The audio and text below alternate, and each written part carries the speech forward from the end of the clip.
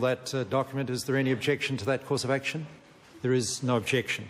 Question number 5, the Hon Clayton Cosgrove. Speaker. Point of order, Mr Speaker. Point of order, Jeanette Fitzsimons. I seek leave to table 2 documents.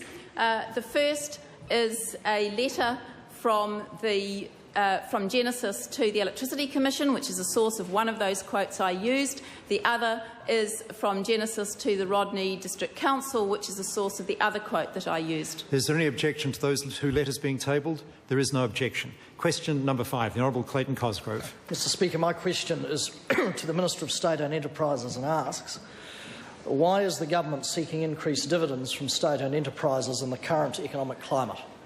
The Hon Bill English. Mr Speaker, on behalf of the Minister of State-owned Enterprises, each state-owned enterprise has a stated dividend policy in its annual statement of corporate intent. This statement of corporate intent they're operating under was signed off by the previous Labor government. We are expecting SOEs will adhere to that policy. The Hon Clayton Cosgrove. Does the Minister not agree that the primary concern of state-owned enterprises in the current economic climate should be to save jobs rather than to line the government's pockets with increased dividends? The Hon Bill English.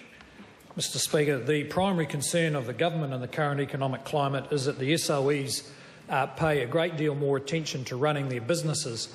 In recent years, they've spent more time managing news coverage of ministers and complying with the no surprises policy, and not enough time controlling their costs. Katrina. Mr Speaker, supplementary. Has he seen any reports of governments being prepared to accept a lower dividend than in previous years? The Hon Bill English. Supplementary.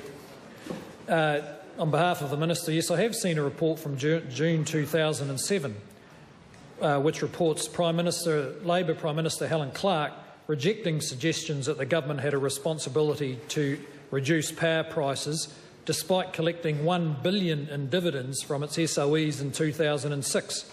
This year, the interim dividend is $45 million. The Hon Clayton Cosgrove.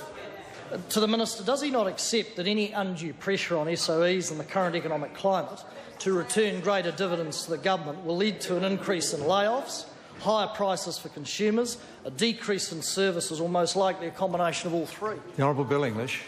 Mr Speaker, no. Every government organisation should be paying attention to the effective delivery of services to the public. We think SOEs could focus on that more than they have, because in recent years they spent too much time paying attention to the government's political needs. The Hon Clayton Cosgrove. To the Minister, does he think that the 90 jobs to be cut at Television New Zealand, 52 jobs already lost at quotable value, and the expected redundancies at New Zealand Post is an acceptable response from SOEs to government's demand for better financial performance? And how many more jobs is he prepared to see lost in SOEs in order to meet the government's unrealistic goals? The Hon Bill English. Well, Mr Speaker, on behalf of the Minister, in each of those organisations, their fundamental problem is that their revenue is dropping.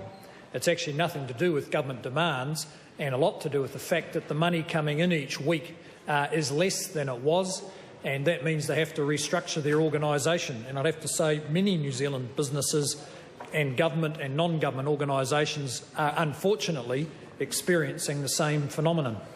Question number 6, Aaron.